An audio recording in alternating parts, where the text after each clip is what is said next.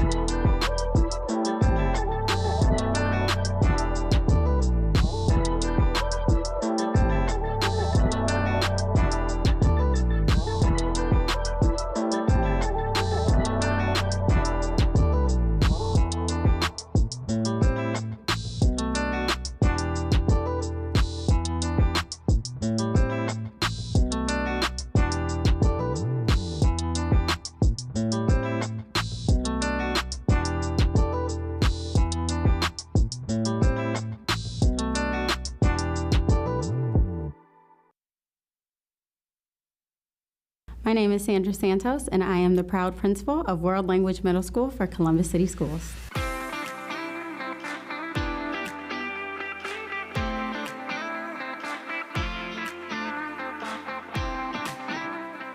My choice was deliberate. I'm a product of Columbus City Schools, so I understood from early on that Columbus City Schools is a caring community of educators. As an instructional leader, I have an opportunity to form a student's future. And so through forming it, I work with social workers, teachers, parents. And so as the instructional leader, I can implement various instruction intervention that will help to support students. So one of the specific resources that I thought was super powerful for me to be a first-year principal was a principal coach. The principal coach role really helped me in the supports of budgeting, knowing how to manage my time, knowing how to support my community, knowing how to build that culture and climate, and knowing how to get my students ready, because even in middle school, as a building principal, my kids have to be ready for the next level, which is high school. So I always try to let my kids know that they are one of my kids, and I'm going to treat them as if they were my own. And so I think just having that sense of community and giving them a sense of belonging, and I always let them know too that even when they leave me, they will always be one of my students. And so no matter how far removed or how far away they grow older in life, they will still always be one of my kids. And so just that sense of community and sense of belonging, and letting them know that they matter and that they're important, even when they're not at their best sometimes, they still matter and they're still very important. Columbus is a great place to live and work. Our town has grown into a major urban area. Columbus is the 14th largest city in the country, and so we've grown into a major urban area. However, it still has that small town feel.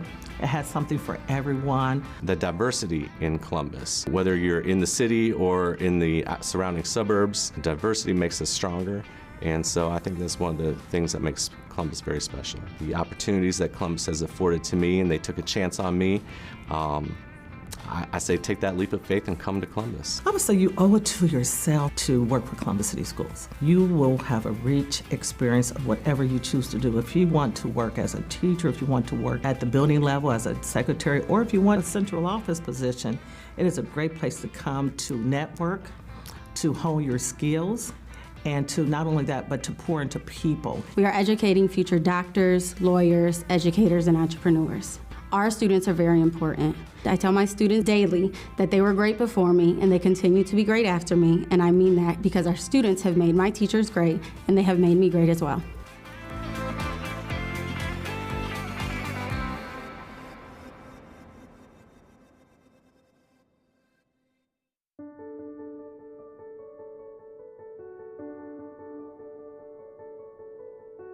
Welcome to Columbus, Ohio, the 14th largest city in the U.S. and still growing. A beautiful and affordable city to live in, with a cost of living 10% lower than the national average according to payscale.com. Columbus is a terrific place to live and raise a family, with the median single-family home costing $344,000. Home to several Fortune 500 companies, including Nationwide Insurance, American Electric Power, and L Brands. Among the city's skyline, 3 professional sports complexes. The Columbus Blue Jackets, Columbus Crew, and Columbus Clippers are all within walking distance of each other in the Arena District. Just north of downtown, a more spirited atmosphere where you can hear students at the Shoe cheering on the Ohio State University football team. It's a city where there's always something going on. Columbus is a bustling city with hidden gems. From the visual and performance arts to botanical gardens and historical museums, Columbus is a growing and thriving city full of cultural experiences. It's a wildly diverse place to live, with demographics mirroring the United States.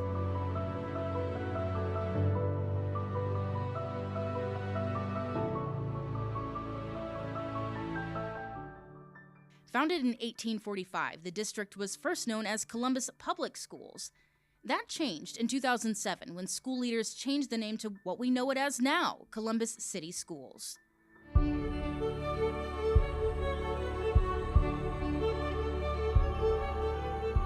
It's one of 16 school districts in Franklin County and is also the largest of those 16, with 45,000 students enrolled. The district has representation from more than 100 countries. That's why there's a big effort here to meet students and families where they are, offering language assistance for anyone who needs it. For students, specialty language immersion programs with native speaking instructors are offered starting in pre-K. Other individualized programs are available to students who need hearing assistance, want to focus on the arts, or are looking for more STEM-related hands-on learning. In fact, the district relies on hundreds of partners to ensure students are getting experience in a variety of fields. As Intel builds a chip manufacturing plant here, those workers are already bringing STEM coding projects into our schools for students. And another partner, the Columbus Crew, is helping to improve attendance through a Stay in the Game initiative. Giving students exposure to those partners can help them determine their future. Career Technical Education takes exploring those options even further. With 2 career tech high schools and several middle schools with CTE options, students can begin thinking about their future at any age. Programs like information technology, healthcare, and construction technologies give them hands-on experience and college credit. CCS works to prepare students for any post-secondary career, whether it's trade-related or requires a college degree. Students don't have to make those big decisions alone. I Know I Can is our main resource that helps students determine their path. It's a Columbus-based college access program with advisors working one-on-one with high schoolers on their next steps. City Year is another partner that provides our students with a mentor at their school who can lead them in the best direction. College is a goal for many students at CCS. A partnership with Columbus State Community College can give them that experience at a low or even no cost. It's a stepping stone they can use to get to the district's other partner schools, the Ohio State University, Otterbein University, and Ohio Dominican University. Those opportunities to attend partner universities aren't only available to students, but to staff as well.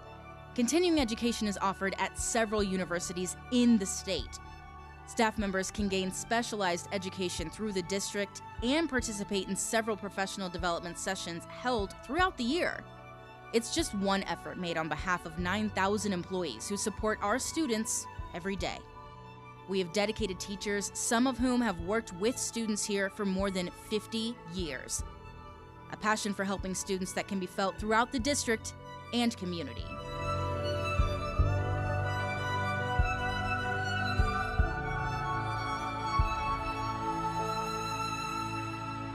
This is Columbus City Schools.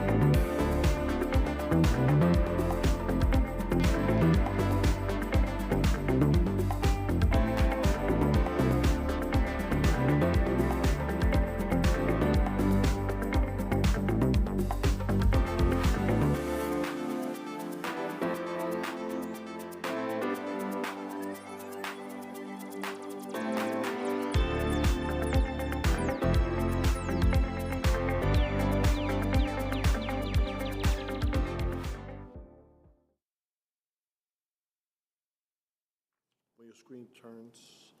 Okay, you ready? Good early evening, everyone. Welcome to today's Community Engagement and Advocacy Committee. Today is December 10th, 2024. How many days does that make us before Christmas? Like 20? 15. 15. How many? On the 25th, so 15. Okay, thank you. I'm a policy guy, not math. and stay in your lane. Everyone can have first. Oh, my goodness. See, that's how we start this off, with a good laugh. Nonetheless, we have a really good meeting planned today. Today is all about recap, taking a look at the great things that we've been able to accomplish this year as a district in this space particularly, and even, giving some transparent conversation around where we have challenges. So today's dialogue is really designed around that. But before we get that conversation started with those presentations, we have an outstanding partner here. But let's take roll call very quickly. I know that we don't have quorum, but let's take roll call if we can. Ms. Barnes? Here. Mr. Cole? Present. Ms. Stillwagon? Here. Ms. Vera? Here. Okay, we do not have a quorum. All right. So moving on, what we're going to do here is approve our minutes. Is there a motion to approve the minutes, even though we can't? Can we pause So that? we're going to keep moving. Yeah. We're going to keep moving. We'll move right into future business, which is our presentation by the Building and Zoning Services. I'm not going to spill, I'm just really incredibly excited about the work that you've been able to do with us for the past 3 cohorts now. But I'm going to just announce you, Ms. Rickman. Thank you so much for being here with us. Please introduce yourself, and then let's get right into the great things that this program is offering our students. Thank you, and thank you for the invitation to be here this evening. I'm so excited to be here to talk about this partnership that the City of Columbus, in particular the Department of Building and Zoning Services, has with Columbus City Schools with Fort Hays Career Center. It has been an exciting ride in the last couple years since we re-engaged with Fort Hays. And so we are excited about what we're doing. We're excited about the students. It has been amazing, and actually it has exceeded our expectations. When we re-engaged with Fort Hays in 22, we met with them and said that we would like to do more and become more involved with the students. With that, though, I would first like to show a short video that we produced with Fort Hays. Awesome.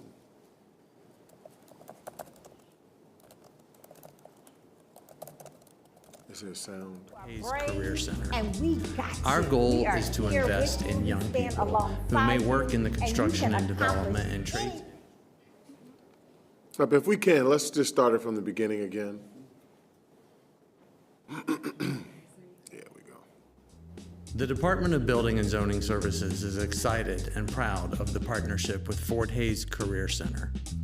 Our goal is to invest in young people who may work in the construction and development and trades industries, and to provide them with opportunities for a career path that doesn't necessarily look like the traditional emphasis on college. That's why we created an internship program for Fort Hays students. The program provides students an opportunity to spend the summer working with and learning from professionals who previously worked in the skilled trades industry. Fort Hays students are learning how to become electricians, HVAC techs, construction workers, and other skilled trades workers. And the internship program gives the students a chance to decide if they may want to be future building inspectors. We provide a meaningful experience for the students to learn from our inspectors, to better understand the role that we have as a regulatory agency and the impact and relevance of the departments on construction and trades in Columbus. Students are exposed to inspections of new high-rise buildings, single-family homes, multifamily complexes, and a number of other developments in the city that require inspections. The support that Building and Zoning Services is providing to these students will create a pathway directly into the workforce, whether it be through financial support, internship opportunities, or mentoring. We look forward to continuing our partnership with Fort Hays. Thank you. And I have some slides that I'll kind of walk you through the partnership.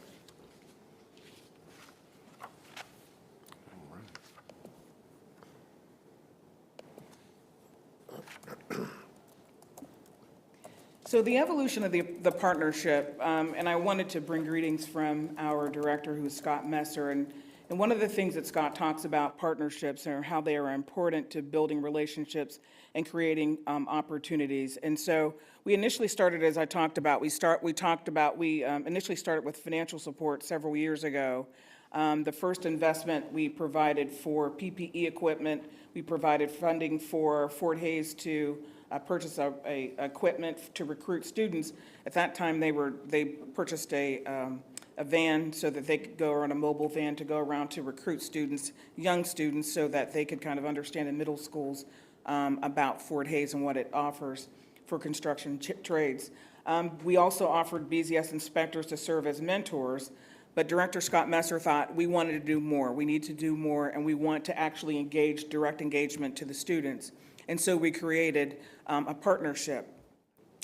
The BZS team, we assembled the team, and which that consists of an assistant director, which is the project manager, which is what I do, building inspections manager, human resources, and inspections managers and supervisors.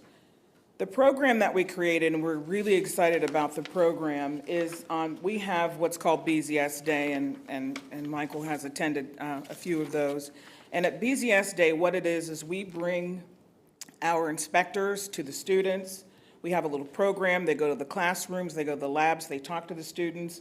Our HR team actually works with the students, and they register for job alerts through civil service. And so those students, and those are the juniors at that time, so the juniors will actually know, so even if they want to apply for a Rex and Parks job or something like that, they walk them through that process and get them registered. And they also get them registered for the internship program, which I'll talk about in just a few minutes. We have shadow days, which we've probably brought about 85 students through in the last couple of years. And so those students spend the day at our offices at 111 North Front Street. We have different folks from our department come in. They talk to them about what Building and Zoning Services does. Because when you think of Building and Zoning Services, it is kind of like, oh, what is it they do? Well, anything that's built, anything that requires a permit, whether it's a deck, new roofing, window siding, that's what we do inspect. We inspect Crew Stadium. We inspect the new hotels. We inspect residential, single-family homes, anything that requires, and so that's what we do in Building and Zoning Services. So it's giving the students an opportunity to see that there's something else outside of just doing actual construction work. So that's what we spend the day doing. Also, while they're there, it also gives us an opportunity to see what students might be interested in the internship program, because we talk about that there also. So the students that ask questions are inquisitive. By the time they leave, we're like, yeah, we like that one. That young man, that young lady could work to do, would be a great intern. So that's a really good thing. We'll begin that one next month. And so we have groups of students that come about twice a month. We take 10 to 12 students. They have to sign up to come. And so we really enjoy them. We're so grateful. They're so very well behaved. They're great students. They ask a lot of questions. And so any influence that our folks can have on them. And I sit in on the sessions and I find out stuff about building and building inspections that I didn't even know. So that's kind of neat, because you do find out things and that they can take with them that they don't learn in the classroom. And that's one of the other key things. And it's about codes and the safety codes of building buildings and HVAC and electrical and all that sort of stuff, and structural. The internship program that we have, it is the first ever. Now, everybody knows there's always an intern in a program or in a department. These particular students have to interview, they have to apply, and they have to interview. From there, so the first year we did that, we intended to have 4 students, but we ended up taking 5. This past summer, we intended to take 5, and we ended up with 7. So, and we could have taken more, because the caliber and the way that these young folks conduct themselves, we could have taken more, but in terms of what our inspectors can handle and that capacity-wise, that's why we limit the number. And that's a manageable number also. One of the things about, the other thing that we do is we offer mentors, and so those are our certified building inspectors, whether it's an electrical inspector, HVAC inspector, structural. They offer to be mentors to these students. And so these kids literally have their cell phones and their email addresses to reach out to the inspectors if they have a question. The kids that we brought in last year, right after the very next day, one of the HVAC inspector was getting emails asking questions already. And the one young man became an intern because he from that shadow day on, he emailed and texted questions to Bert about different things about HVAC. So that kind of influences what's happening also. The paid trainee program that we have, and this is really exciting because we just added, and again, this program has taken off bigger and better and more than we had even thought would ever happen. So to be a building inspector, from some perspective, you have to have at least 5 years experience in the field. So you can work at Kokosing for 5 years and you can apply and you can become a building inspector, and you have to get a certification once you're there. So our inspections manager, Dave Daniel, created a trainee program. All building departments in the state of Ohio are governed by the Ohio Board of Building Standards, and they have to approve everything we do. So the trainee program was created, and Dave presented the trainee program to OBBS, and they were excited. As a matter of fact, they came to our very first BZS day, and so they were impressed with the operations of Fort Hays, what the students are learning, what's going on there. So with that presentation and with that submission of the trainee program, they approved the program. What that means is that one student or students can graduate from Fort Hays and become a trainee. We just hired our first trainee this past summer. He graduated from Fort Hays in the electrical program. We just hired him in September as a trainee at $29.37 an hour. Wow. Say that again, please. $29.37 an hour. With only a high school diploma. With only a high school diploma. So what will happen is he will be in that trainee program because it's electrical. Yeah. He probably will be in it 2 to 3 years. He will take the state board building exams to become a building inspector, and he will make upward of $40 per hour at probably 21 years of age. That's wonderful. So this past summer, we hired interns. In 23, we hired a set of interns, and they were paid $16 an hour. This past summer, we hired the students, and we paid them $18 an hour. We are paying the students to learn, so the students are not coming there to do work. They're coming to watch, follow, and shadow our inspectors on what they get to do. The good part about it is each day is different. So it could be they're down at the Hilton. They could be over at Crew Stadium. They could be a single-family residence, so each day is different. And so they're excited. They spend most of their time in the field. The interns receive certifications and training during the internship that can be used long after the internship ends, whether on construction sites or whatever, but at least they could take it with them.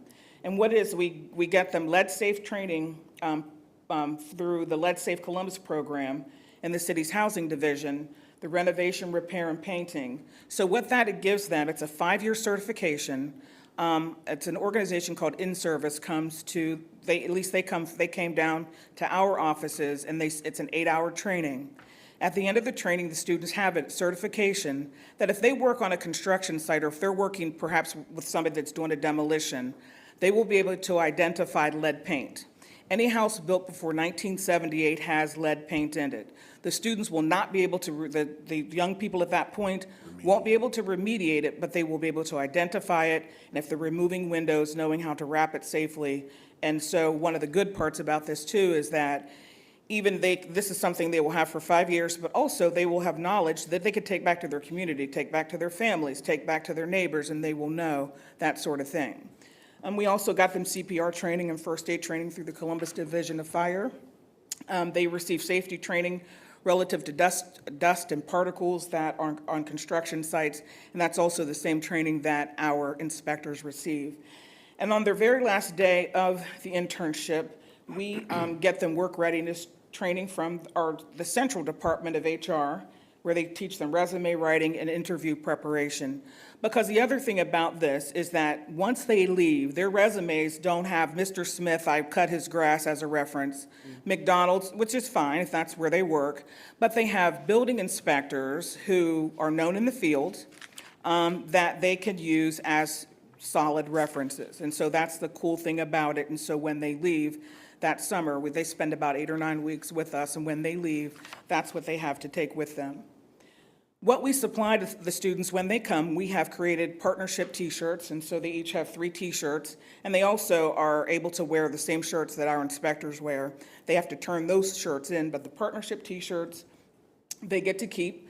They have book bags for supplies when they're in the field, tape measures, and they get good $40 tape measures, and then they get flashlights, so they get everything that the inspectors get, and they get to take those things with them.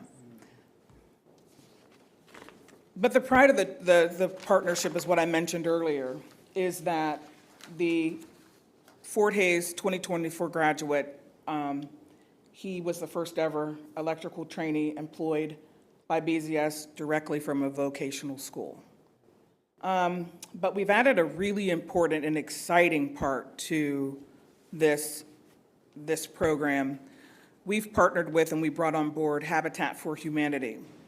The students, for the first time ever, or perhaps in a long time, will get to actually build a house. They will actually get to build a house. They will be in walking distance because the houses will be built on Old Leonard Avenue. So I think it's a 10-minute walk across campus. The first house will be built beginning this fall in August. So the students will actually get to do real work from the ground up. Right now we're calling it the Fort Hays home, but it will be a nice family will get that house, and those students will be proud that they get to do that. And then the second house will be built sometime in '26. Also, for the first time, the students will get the opportunity to go to sites beginning this spring, and that will be the seniors, that houses that are being under construction, that are being built by Habitat in the Linden area, so they will get to go there to actually work for Habitat and during the school season, but they'll actually be getting to do work. This part of the partnership has been amazing, and it's exciting. When we had the students with us this summer, we took them to a few sites, and we took them to spend the day at Habitat. And before we did, I asked them, did they know what Habitat was, and none of them had heard of Habitat. Mm-hmm. So this is a wonderful opportunity for the students at Fort Hays in general, because we're going to hopefully put a banner up that talks about the partnership, and so that other students, regardless of what whether they're art students or whatever else, that they can be understand what Habitat does and the community service that it offers and the homes that they built. These students that will get to build the houses will be able to go into the community some years later and know that they had a hand in working and building a community, and especially in the times that we need affordable housing, to know that they had a hand in that, to know that they could drive by there and tell their children that Dad helped build that house, Mom helped build that house. So we're really excited about that, about the partnership, because we have a selfish need for wanting it. Most of the building inspectors that we have, first of all, we only have 2 women. We have about 80 inspectors, and we have 2 women, and we have, I think, 4 men of color. And they've all worked, most of them have worked in other industries, in construction, so this is a second career for them. So we need to look forward and be forward thinking about how we're going to fill those in the next 3, 5, 10 years, that those folks will be leaving, and so how do we fill that? When we first talked about bringing on students, you know, first thing you think about 17-year-olds like, well, okay. They were disruptors. Those students disrupted the status quo of our department. Those kids came in and they had inspectors who were fighting over who was going to take one out.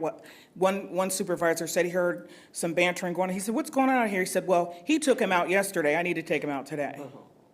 So they disrupted the status quo. They were sad. We had one of the supervisors, they were upset on the last day.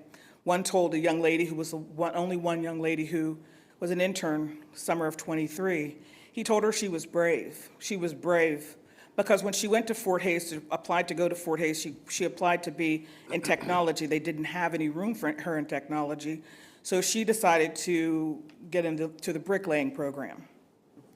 She is now graduated this past spring. She is in the plumbing program at Columbus State Community College. And one of our plumbing supervisors that she knew when she was in our shop is teaching her. It's been a wonderful opportunity for us, and it's been a wonderful opportunity for those students because it has made a difference. It totally, and that's why I love to use the word disruptor, because they disrupted our status quo. They disrupted folks who weren't listed on as mentors, but said, no, I want to take them out. They already have identified 2 students that they would like to hire for next summer. So we're excited about that, and it's all, again, we're pleased with the work that Dr. Ruffin, Ms. Sanders, Jenny Mead, the instructors are doing at Fort Hays, because it has been a wonderful opportunity for us. And we don't know where we can go with this, but we're going to continue to grow it as much as we can. And if you have any questions. Thank you so much. Thank you so much, Ms. Cynthia. Are any questions from anyone? Any comments, thoughts? Well, I'm extremely excited. You know, it gives the kids an alternative to, we must go to a 4-year college, incur some debt maybe, when really they might be the type of student that can do better with their hands. Absolutely. You know, and to work with their minds and to do things like that. My question is, we're lucky enough on the east side of town that Columbus State is going to expand. Okay, and they're going to expand with their vocational part, which would be the HVAC and the electrical also. They're also going to do police, fire, and EMS. How, or will there be some sort of a pathway for even these kids, even though they can get out at a high school level and get a job, but if they got that extra 2 years in the vocation that they want, is there some sort of a pathway for them, or? So even the students that were with us and that are at Columbus State, if they finished up and they came back and said, and quite honestly, we will take the priority are the Fort Hays students, but the students that have been with us and then that they are on it, there's another young man who's at Columbus State who was an intern. In fact, his instructor retired from Columbus City Schools, and he's actually his instructor at Columbus State. That being said, though, that the door is still open to those students. The door will always be open to those students who want to come back, because the other good part about it is that when you go into when they're in the construction field, our exposure, what we did learn there are those kids that's been with us, that some will just want to work in construction. Mm-hmm. Others have said, well, I'll come back when I'm old, when I'm 30, and become an inspector. Oh, wow. So, when they're old. When you're old. And we've had others say, yeah, I don't want to do the work, I want to do this. I want to be an inspector. So this is it's a wonderful opportunity, and we're excited about what it can do but our exposure, because again, with some kid 10 years from now, an inspector shows up, oh my gosh, I remember them. And we have let them understand also is that when you think of OSHA coming to a construction site, generally something happened, it's to shut them down. But our inspectors can also shut them down due to safety reasons too. So that also lets these students know that the city is heavily involved in ensuring the safety of the buildings where they're working on the construction sites. And so that's and then also this summer it's going to be exciting, because now that the airport is beginning to work, that will be an exciting thing for the students to have to go back, because probably with our inspectors probably will involve thousands of inspections, and I that's a number that I use liberally, but probably thousands of inspections. And so that's a great opportunity. Yep. So again, I appreciate your time. If there aren't any other questions, this has, again, it's been uplifting to our department, uplifting to the city council. Everyone is aware of what we're doing. It's baby steps, but one of the things that we're hoping to do is we want to continue to impact these students and impact Columbus City Schools. We will probably have a groundbreaking, probably late summer, and so we will for the Fort Hays House. And we will hope to see you all there. Thank you so much, Ms. Rickman. Thank you. Thank you. All right. That is just an awesome partnership. I've been excited about this for years. I think, again, I want to thank not only the city, also Mayor Ginther. You know, a lot of this, I love the idea that you tied your ideas around opportunity, relationships that beget opportunities. And I know that he has coined the city as an opportunity city. So to have departments that have scaled it down to that on a per department basis, I think is pretty cool and innovative. But thank you all for the work that you do. Thank you, staff here in Columbus City Schools, our teachers, our awesome students, and our administrators who've been a part of this success. Thank you all for doing that. Have a wonderful holiday. Thank you. All right. Let's move forward on to the Advocacy Lame Duck update. All right. Thank you, Chair Cole. Committee members, we are in the thick of lame duck. I spent my afternoon sitting in the Senate Education Committee meeting today. They'll meet again tomorrow, and it looks like next week as well. We're expecting the General Assembly to close out session next week, so we have one more week to go. And we've already had some bills pass. Not loud enough, okay. We've already had some bills pass that I'll share with you. One bill that districts kind of throughout the state had concerns about was a bill, Senate Bill 29, that passed in the summer. It was concerning data privacy and sharing of student data. And so as districts began to implement this bill in October, they realized, wow, this is really challenging. And so we were able as districts to come together and use this period of time to make some fixes.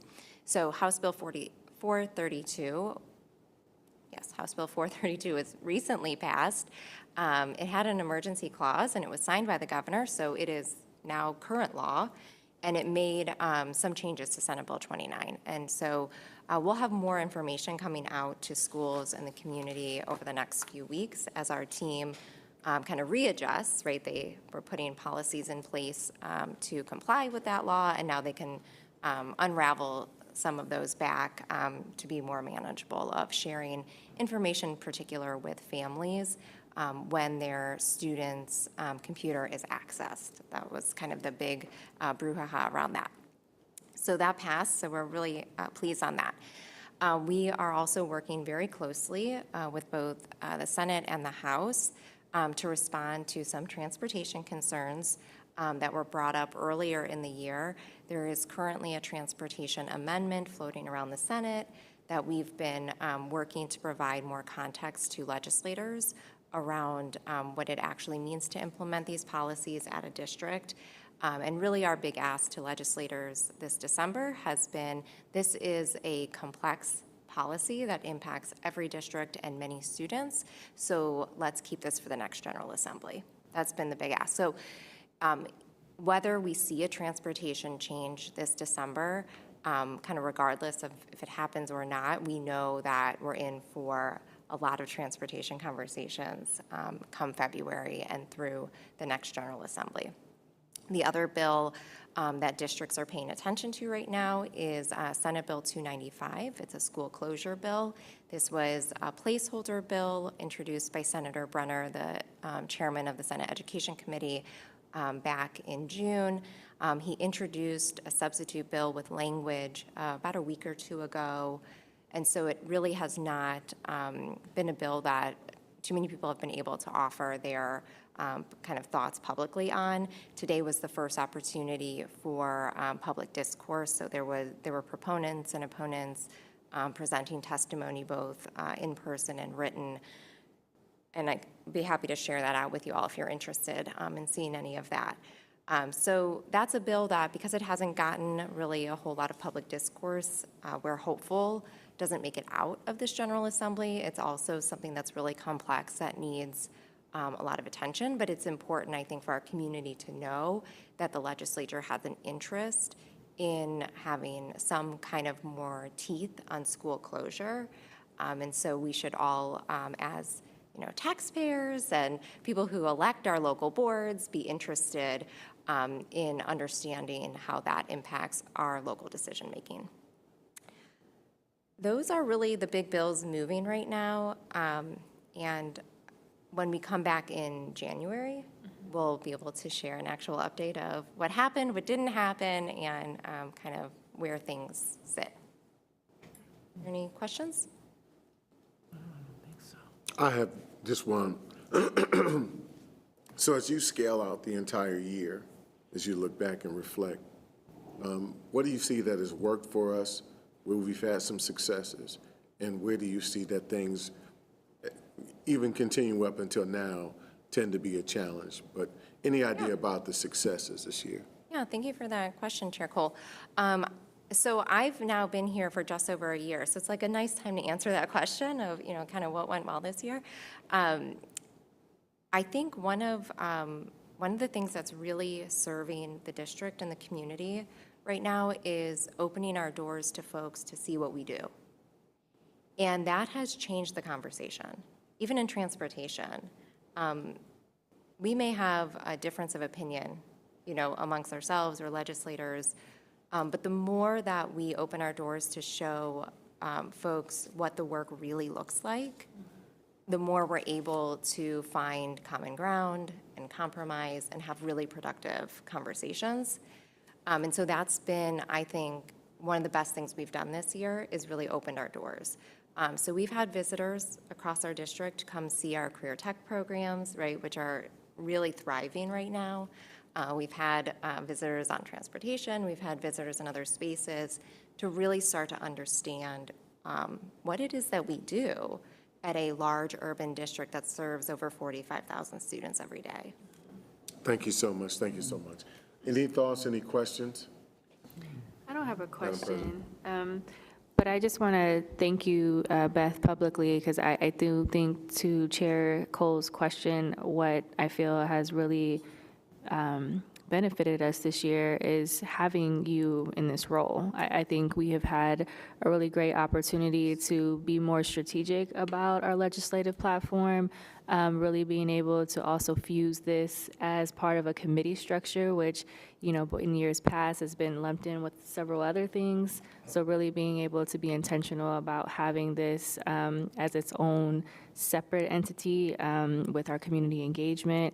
And so, you know, I just want to thank you for the work that you're leading, because I feel like I've been more informed just about where we are with things, and then ultimately informing our community on how they can get involved and how they can get it engaged, because this is something that we also can't do alone. So I just wanted to thank you for that.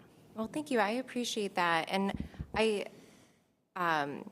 this is not necessarily about me, but about kind of a role like this. I have seen a change in how our legislators talk about CCS and think about CCS because we are more available to them. And I think sometimes there's a lot of assumptions that are made about urban school superintendents or their administration, or, you know, because they don't get to spend a whole lot of time learning and being there. And our superintendent is phenomenal, but she can only be in one place at one time. Mm-hmm. And it's not necessarily the best use of her time to constantly go to the State House, right? She needs to run our school district. And so part of the challenge sometimes for legislators is just that they don't see us and they don't know us. And having some resources put to that, I think, has really benefited the district. Okay, all right. Thank you. Okay, thank you so much for your presentation. We're going to move on to community engagement. And Mrs. Lee Cole. I'll pull my mic up as well. Does everyone hear me okay? Yes. So what we're going to do is also give a kind of a mid-year overview for the Office of Engagement. And first, starting off with our mission. We serve as the bridge between connecting families, communities with the schools to advance student achievement and the overall health of Columbus City Schools. And with that, we really base all of our work on what we call the 4 core communities of engagement. And the 4 core communities are our schools, and that is all the schools that comprise Columbus City Schools, our families. And the definition of our families are our primary caregivers of students who are currently attending Columbus City Schools. Our community, these are our alumni and our residents at large who may not have a direct connection with Columbus City Schools, but who reside within the city of Columbus. And then, as Beth mentioned, our government, so that's our civic associations, our elected, our overall elected officials, and that comes down to our civic associations, our area commissions, our elected officials, and then our business community. And when we define our business community, that's our small business, nonprofit, social agencies, and our corporations. And what we believe, and this is based on, all of our experiences, not only working on the government side, but on the education side, but if all of these communities are working in harmony, you support and uplift and support the whole child, which then empowers families, that uplifts communities, that grows the region. So when all of these four areas are working in concert with each other, you get a stronger region, a stronger Columbus, and then a stronger district as well.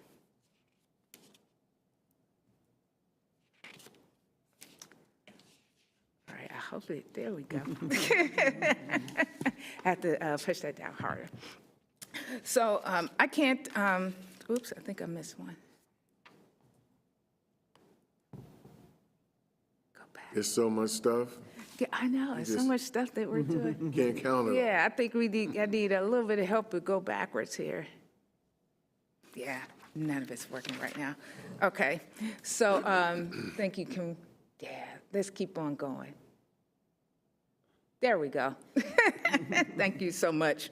So all of our work is, again, founded on those principles of the four core communities working in conjunction. So what we value is what we prioritize. And we basically have 5 priorities. And all those priorities not only align to our portrait of a graduate, it aligns to our district goals, which is, of course, closing opportunity gaps, our math and literacy goals, and then our portrait of a graduate attributes. So all of these things come together within the 4 divisions of engagement.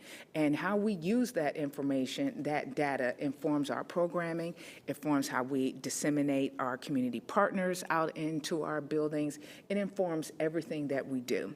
So to get all of this information, we want to first look at who we are as a city. So Columbus has 905,000 residents.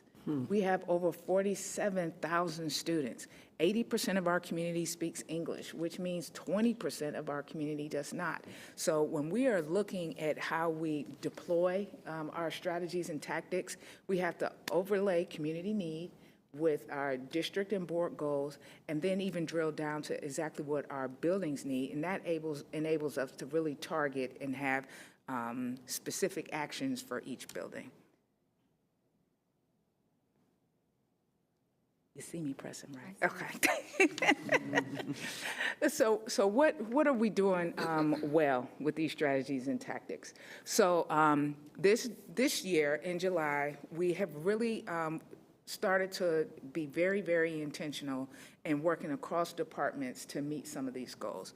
So this year, we really leaned into our attendance initiative, where we targeted moderate, chronically absent students. So our incredible Department of Whole Child has an initiative that we call Stand the Game. We overlaid that with direct calls with not only our bilingual liaisons, our family ambassadors. We initiated a postcard mailer program to reach out and make direct contacts with these families. So we could ask them, number one, tell them when the first day of school was. Ask them, what are barriers, if any, to come to school on the first day of school. Some of the things that we learned was, number one, they didn't know when the first day of school was. They were still operating under the assumptions of when they went to school. So a lot of them thought, oh yeah, first day of school is after Labor Day. So we were able to connect with them and just remind them, nope, this is the first day of school. Other families spoke about transportation and things of that nature. So in total, we were able to have a moderate effect on this. We're looking forward to working with Whole Child, really digging in next year to see if this is an effective strategy. This was the first year that we did this. We had over 8,000 postcard mailers went out. robocalls. We had over 1,000 direct calls. So we're really looking to lean into this even greater to see if this is an effective strategy. The families that did not speak English, we were able to call them directly in their language of choice. In August, again, using the data that we know what communities need, we know what our families need to help them be prepared for the first day of school, we had our Back to School Family Resource Fair. The Back to School Family Resource Fair this year had over 12,000 attendees. This is our third year. The first year we had, I think, about 7,500. Second year, over 10, and the third year, over 12. We would love for it to plateau. We would love for it to plateau, but our community partners, it's a wonderful opportunity for our community partners to come out. We are very thankful for Columbia Gas, who was a sponsor, very thankful for the City of Columbus Department of Recreation and Parks, who did a complete takeover of the kids space to not only offer activities, they offered refreshments and things of that nature, so they were able to have direct contact with parents, get students signed up for after-school programming and things of that nature. So that are some of the things that we did in August and gearing up to help students be prepared and ready to start the school year off strong. In September, again, leaning into our departments for support. We know that our English as second language or English language learner population has been skyrocketing as of late. So we have done, I think, some really cool things to partner with our departments, looking at some of the information we received from the Listen Up tour, where the students said, we would like more opportunities to be together. We would like more opportunities just to talk to each other. So in partnering with our Department of ESL or ELL learners, we have developed some strategies to not only purchase bilingual books, where we've had families being able to do literacy nights. The books are in English and we have some in Arabic, Spanish, our top 5 languages, where multi-generational families have been able to read and engage with each other, where the students have been able to learn in English while some of their grandparents have been able to speak in their native languages. This year, we unveiled Pocket Talk. It's a device, it's a one-on-one piece that has allowed us, almost like a frontline strategy, when you have English as second language families entering the central enrollment or coming to a school secretary. The devices have about 80 languages, and from their last update, 80 languages on it, and you will get a demonstration at our next meeting, where as soon as you come into the office, if you do not speak English, you're able to hold the button. The family is able to speak into the device, and then device repeats everything in English. So it's a simple yet effective piece that allows two-way communication, at least for just basic conversation. Both departments working together, we invested in over, I believe, 240 devices. So far, they have been a hit. We are basically now kind of tabulating that data to see how effective of a strategy is it. In February, when we launch our Summer Opportunities Fair, we will test it out and during workshops where families who do not speak English will have a headphones where they can hear the entire presentation in their language. So we will test the effectiveness of that piece. So that is something that we implemented in September. In October, well, basically all throughout the summer, again, we were really doing a deep dive to align our data with our building goals and the district goals. So everything that we have done and implemented as far as programming with not only our Summer Opportunities Fair, our engagement with math, our literacy initiatives that we have implemented, have all been in support of departments and students to let families know exactly what's going on in their buildings and with their students, and to give them the opportunity to learn alongside, to refresh their memories, to offer support, because if you uplift a student by supporting the whole child, then everyone grows simultaneously. And then in November, again, we did working with departments, across departments, collaborating on those goals, maximizing our resources, again, to uplift student and student achievement.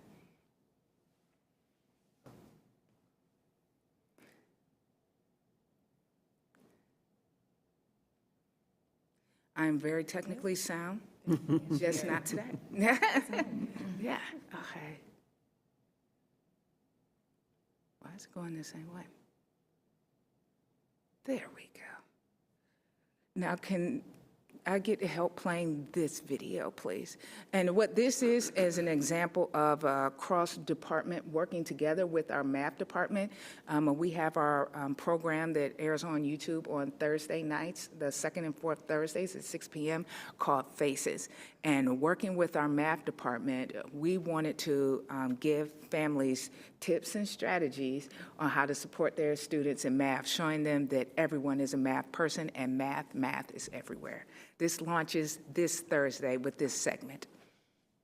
Math is everywhere you look. It's in everything you do. And it can be fun to use.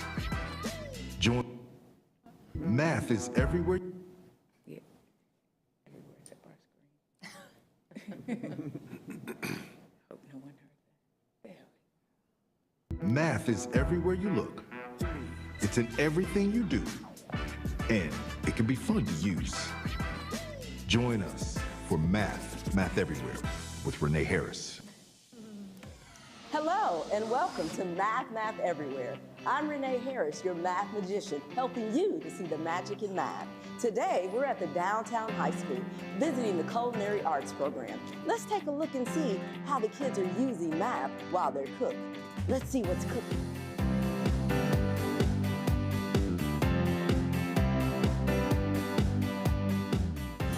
Gavin, how are you today? I'm good, how are you? I'm great. What we got making today? We're making some banana bread. We're making some banana bread, and look at what you're doing right there.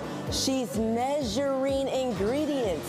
That's math. Tell us more about what you're gonna measure here, Gavin.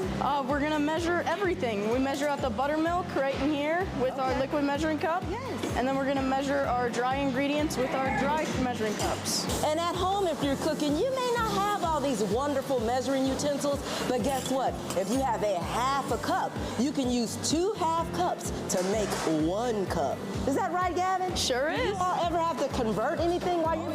Like what? Give us an example. We have to convert tablespoons to ounces all the time. Hey, look who I found. It's Chef Harris. He's the instructor here at the Downtown High School in the Culinary Arts program. So today, we're paying attention to all the wonderful ingredients that Gavin is measuring for that banana bread. Yes. And we're talking a little bit about conversions. Yes. We're talking a little bit about how if there's, like, and we're cooking at home, we may not have all these wonderful measuring tools. Right. Maybe we only have a 4th cup. Absolutely. And so we talked about what we could do if a recipe called for a half cup, but we only have a 4th cup. Right. Do you all ever have to do any kind of conversions like that here in class? Every day. Every day? Every day. Give us an example of what's something you have to do. So what I'll do is if we have let's say we're using ground beef for the day. Yes. If they know that they need a pound, I'll make them convert that into ounces before they can take it. And so Pounds to ounces. Yeah, pounds to ounces. Yes. So when they come to the table, I need to know how many ounces is this, and if they can answer it, they get to finish the recipe. If not, they have to figure it out before they can get their ground beef. So I make them convert every day. Chef Harris, how many ounces are in a pound? 16. Ah, that's math. So I guess it's that time to put the batter in the pan and pop that in the oven. And again, what's the temperature that oven has got to be set at? 350. That oven has got to be set at 350 degrees. Now, kids, if you're baking at home, make sure you get some parent supervision before you start playing around that oven.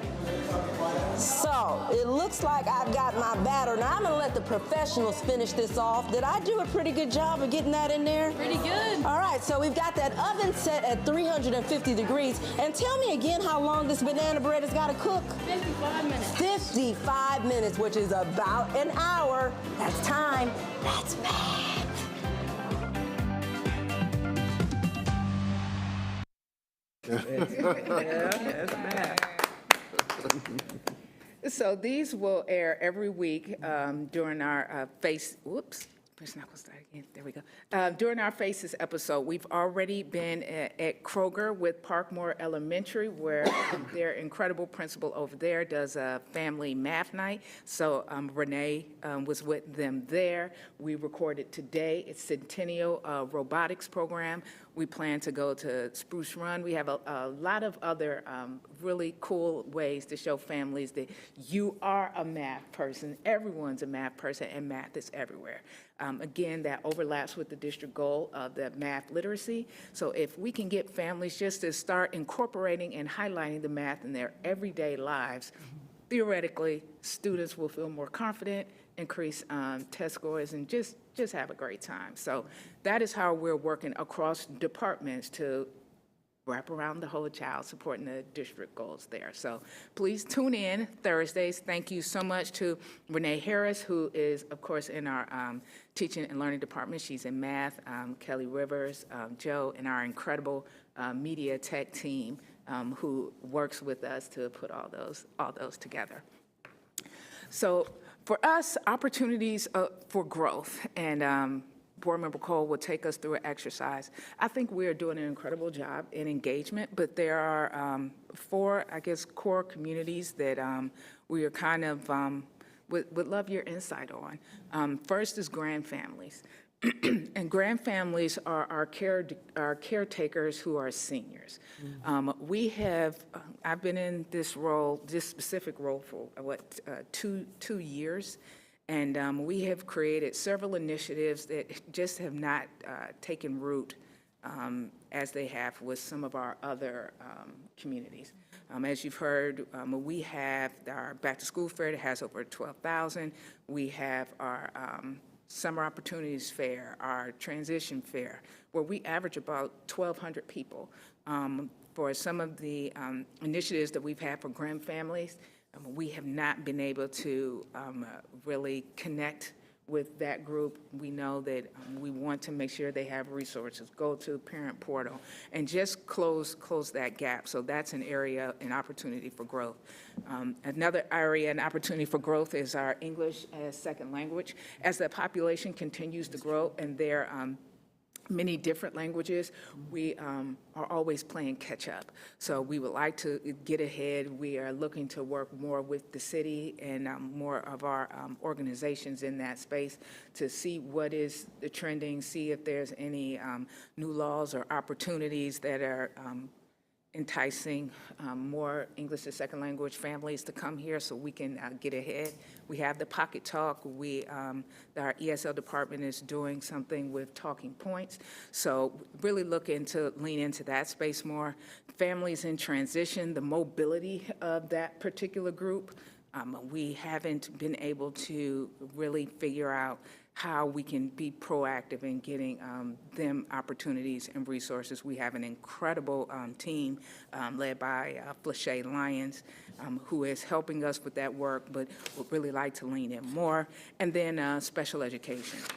As our special education population is growing at staggering rates, being able to not only keep up, but empower them with not only resources, but connecting them with other families who are going through similar challenges so that they have the resources that they need. So those are 4 specific buckets that we're looking to lean in and educate ourselves on more in those particular areas that our team is working really hard on that.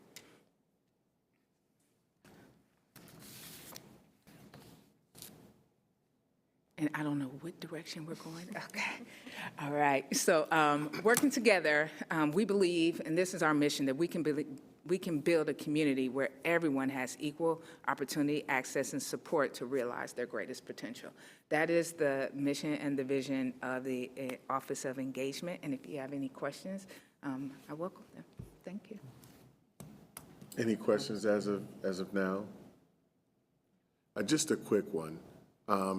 With the 80-20 split in city language, so we're saying 80% of Franklin County, or at least Columbus, the city of Columbus, are English speakers. And we're saying that 20% of that population speak any myriad of languages. Is that a number, is that 20% something that has grown over time and that we're seeing growing over time? Yes, yes. This year, just this school year, I believe we've increased by roughly 2,000 students. And I believe Haitian Creole? I believe it's Haitian Creole students in that particular area. So as a result, and last year we saw increase in Portuguese speakers. So as those ebb and flows come, we have to be able to navigate, not only with supporting our ELL families through a partnership we have with ETSS, or looking to get more of our family ambassadors and recruiting family ambassadors who have the bilingual and some of the additional language specialties. But we are looking to be more proactive and anticipate rather than having families come and then we're not able to serve them and then are playing catch up. And that is where the Pocket Talks come in as a valuable resource, because we can at least reduce the amount of time that they can get those adequate services. I appreciate that. I like the idea of us really giving a projective look on population growth and how our demographics are changing. That creates a unique opportunity and space for us, particularly as large school districts in the government space specifically. It gives us the opportunity to engage our federal leaders, Congress, and other bureaucratic actors, an opportunity to grow relationship in a way that we become more aware of incoming communities or enclaves to the city and specifically to the district. So thank you for this presentation. So today I wanted to spend just a little unique time. I expected more of us to be here, but I do realize that traffic is just a nightmare, literally, all over the city. I don't know if it's just Christmas coming closer and people are shopping, but either way, we're going to do a nice activity. What I'd like us to do is take a look at the wall that has been set up, either wall that's been set up for us.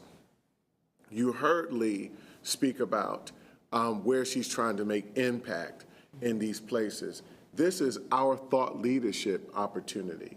This is the opportunity for us to give some guiding ideas, some thoughts, some tactics, some strategies on this board that then can go back to this department, both community engagement, advocacy, and communications. How do we get this information off the wall back to the organization for us to refine and think through? So the idea here is that each one of us, and what we can do is kind of go, one group can go, so this would be counterclockwise. Okay. So one person can start here, one or two people can start here, and then go clockwise. Another group can start there and go back. So each person can go ahead and pick a sheet that you want to write on, and then go to the next sheet, write on it. And there'll be folks on this side going, the idea that we're doing here, and I see your face, I see your face. Trust me, it's going to make sense. Because what it does is it gives us the opportunity not only to jot our thoughtful ideas down, but as we're moving from from sheet to sheet, as we're moving from sheet to sheet, we're getting the opportunity to see what was put before we got there. Right. And it gives us quality control opportunity, gives us time to maybe add something to that. So it's just something that I wanted to take, an opportunity I wanted to take to be engaging. And make it fun. Have some fun with it, really. I don't want this to be a space of just another exercise of doing something, but I definitely don't believe in the idea of just sitting down and, hearing a bunch of presentations and reports from us and not having the opportunity to provide your unique feedback, okay? As Lee alluded to, you are part of that circular community of stakeholders in the district that can provide us deeper, more rich insight in our work. So with that, what we're going to do is this: everybody's getting engaged. Everybody here has the opportunity to put something on either wall. But why don't we say, so, yes, ma'am. You want us to write on the the sticky note? note? Yep, you will write on the sticky note and post the sticky note to the sheet. And posing one question, you can best communicate with me by? You can best and write your ideas. For each population. Mm-hmm. So you could best communicate with. That's the guiding question. Yes. Give me an example. Like if I were doing. Well, I can tell you what didn't work. Okay, okay. So we had a community event where we had mobile clinics, and we were really looking to attract seniors to bring medical services out into their community, and then English as second language. When we got there, a lot of the seniors said, I don't trust a mobile clinic. I don't trust getting medication and services from something that can leave. Oh. So the turnout was for the amount that we put in, the turnout, and we did about, I think, 6, about 12 to 15 at each location. So we thought it would be a great idea, had no traction anywhere we went. And we continued to advertise it. We had good media exposure, but consistently at each location, they said, we don't trust anything that comes and can leave. So we just said, okay. So that's something that we thought would be great as a service delivery, but didn't work. So if we were to do something where we wanted to get medical services out, what's another way or another avenue that we could possibly do that to be able to provide the service that we were looking to provide? Yeah. So if you want to use your Post-its, feel free. We do have markers here. They can write on the sheet too if they want it, yeah? Okay, so you have carte blanche to either use your marker to write on the actual sheet, or if you want to write on your Post-it, you can do that. But the whole point is to get up, be engaged, really write down your thoughts, chronicle that, right? And then work from sheet to sheet. So what I like to do there is 1, 2, 3, 4, 5, 6, 7, 8. We're going to give ourselves, 15 minutes? Okay. We'll give ourselves 15 minutes. What we'll do is 4 folks can start on this side, okay? So 4 folks can start on the right side of the wall. And what you will do is work Around. clockwise. Clockwise, okay. Okay, we'll go clockwise. Another 4 will go counterclockwise. Oh, Another 4. We'll walk across each other, but again, I think it's a unique opportunity to just talk, dialogue, cross-watch what everybody's writing down, what you see, and either feel free to add to it or, cite something else that you feel like could also work. But this is let's get started. I've talked enough. Yeah. Let's try. All right, let's give it a go. All right, and let's get our 4 on this side.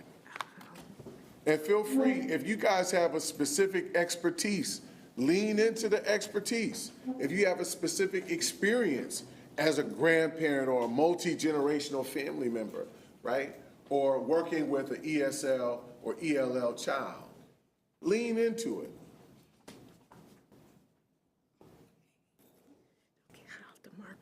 And remember, so 1, 2, 3, 4, and then we're gonna start this way.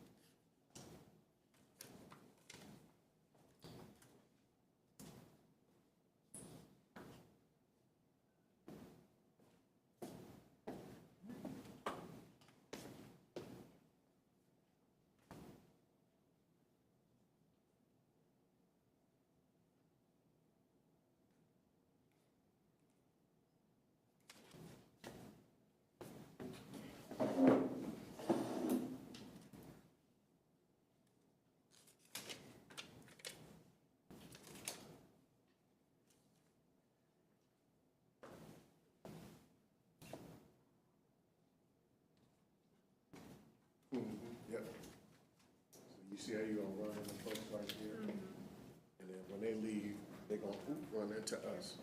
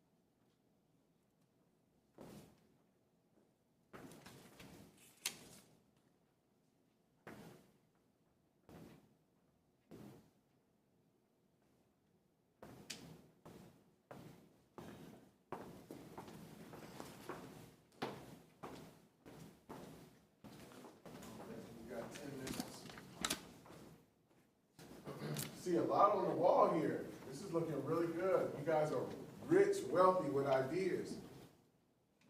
I hope this exercise is making some measure of sense to everybody.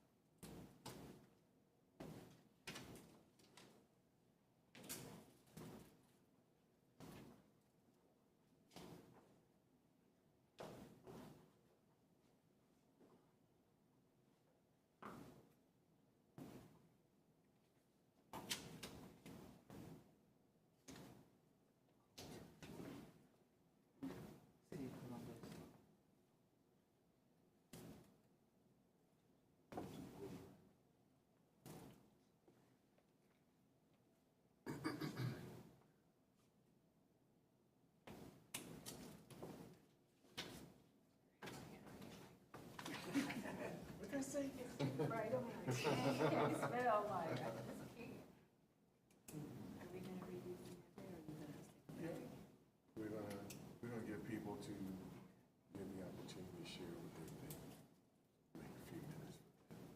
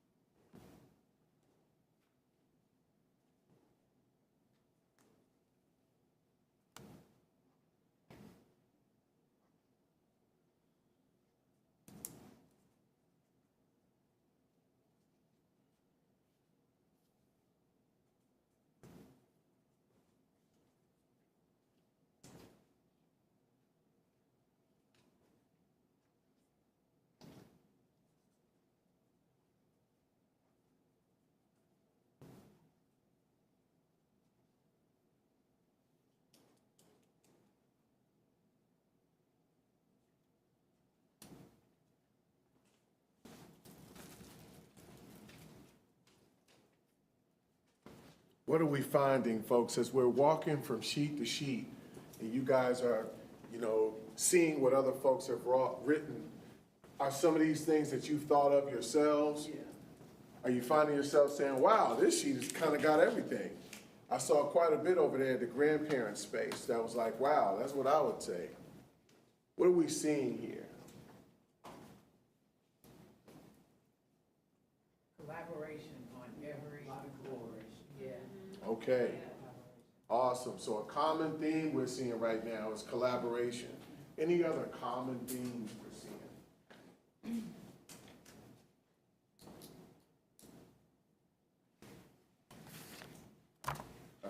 Well, I think it would fall under as a subcategory of collaboration, but I do see that idea of inclusion, acknowledging other aspects of the community and including them in opportunities, actually finding something that gives them the opportunity to uplift their voices and their presence. So I see collaboration on work activities, things like that, but I also see that idea of being very inclusive. Yes, ma'am. Yeah, also I noticed an underlying theme of being empathetic and trying to understand where these communities are coming from when you approach them and how you can be more empathetic in that approach.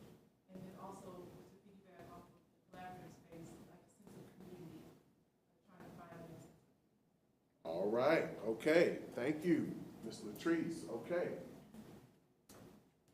Have we gotten down all of our thoughts, all of our ideas? Okay, let's just take a couple minutes, just a few. If someone sees something that either resonated with you or that you wrote down that you felt like you wanted to highlight and speak a kind of vision, a vision casting kind of idea, contribution, shout it out. Anyone? I said under grand families, I run into this a lot in schools. They don't know how to use the technology. They just have no concept. So they can't apply for anything. They don't know how to follow, what the teacher sends out. It's just, they're lost. So if they can get more technology help. Okay, technological support for our multi-generational families that tend to be a little older. So Nana and Pawpaw, Auntie and them who are watching our children as caregivers and guardians, that they have more technological access to resources and understanding them.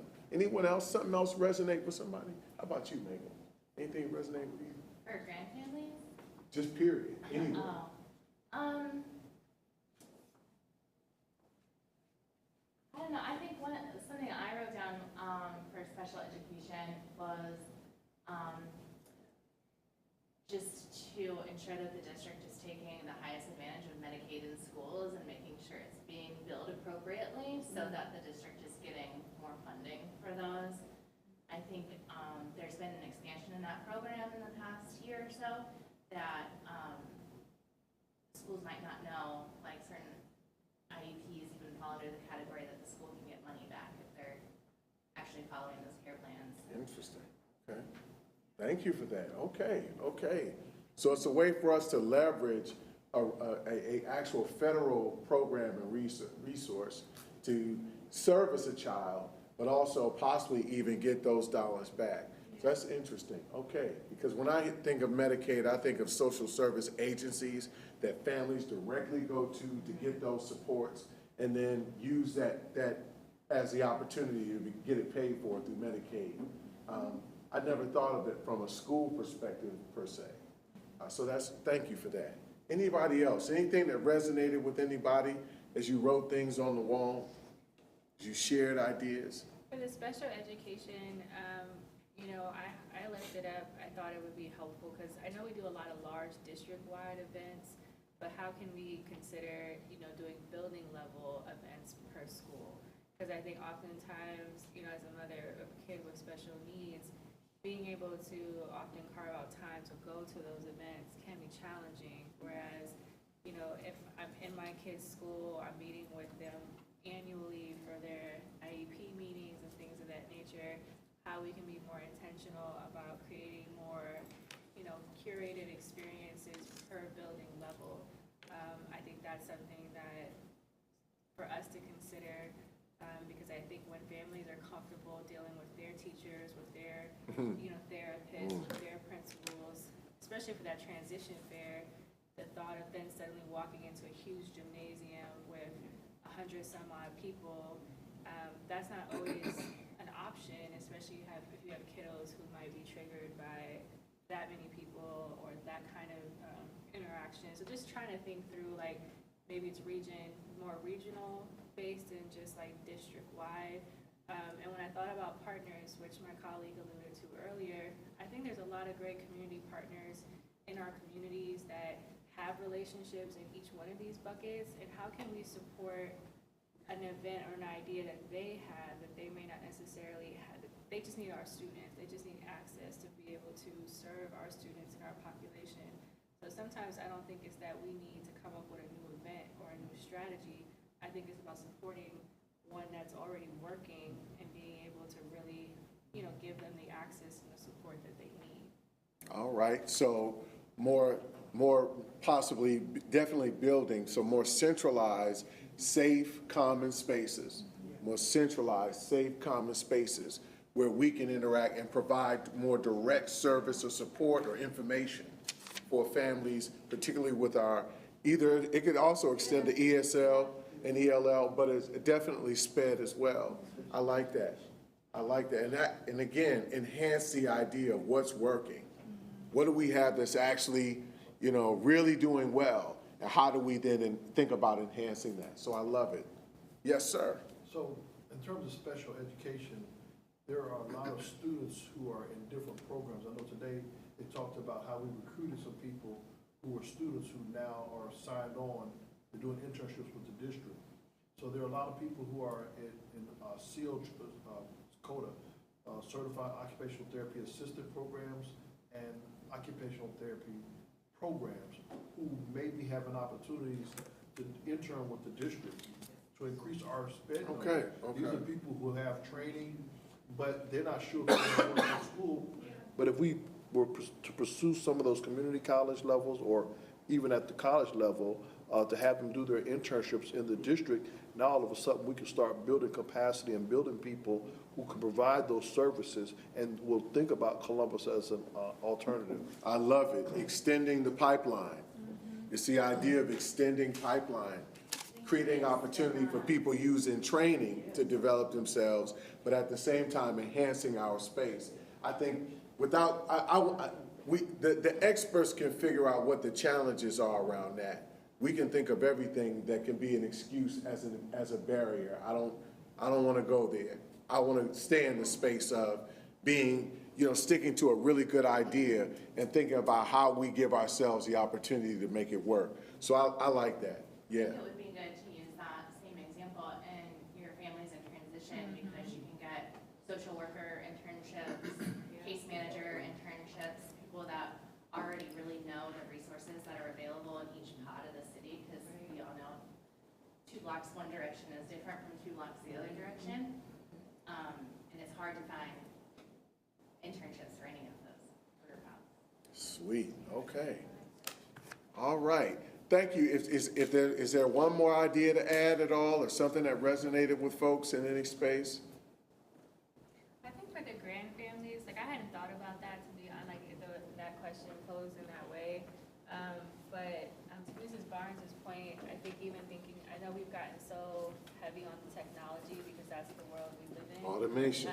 Right. But even thinking about, how do we get back to those flyers, putting them in the backpacks, and things that's something we're noticing that, I know in years past when we were kids, you always had a flyer for something. So considering how we're utilizing print versus, putting things electronically, because I don't feel like we do that much anymore in terms of sending paperwork home, especially for our grand family population. They want to have conversation, they want to have a phone call, they want that personal touch of being able to fully understand what's happening.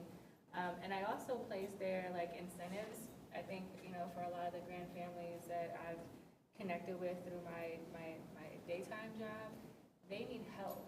And so oftentimes carving out time to have another meeting, to go to another event when they are trying to take care of 4 or 5 generations of young people, thinking about how do we also meet them where they're at, and thinking about about food or incentives for rent. I mean, just thinking about how we can also provide some of those wraparound services to help them, to also incentivize them to want to engage with the district. All right. I think we got some great things jotted down, folks. I really thank you all for this. I think what's been a success this year with this committee as we begin to close is the idea that we just didn't get the opportunity to just hear a bunch of presentations and get inundated with quite a bit of information, but at the same time not have the opportunity to really give substantive feedback. That is super, super important to us as your board members. It's super important to how we become more flexible and nimble as an organization, as leaders. So thank you guys for lending your idea capital, your time, your personal resources to help us just keep us on track to becoming better. I thank you all. I wish you all an incredible holiday. This is our last meeting of the year. So I wish you all a very safe, wonderful, and love-filled holiday. And that everybody just come back ready and refreshed. Rested, refreshed, and ready. Try R. Rested, refreshed, and ready come January. All right. Is there a motion to adjourn? All right. Is there a second? Second. All right. All in favor? If there are none in favor, you don't have to go home. But you got to get up out of here. All right. God bless you all. Thank you.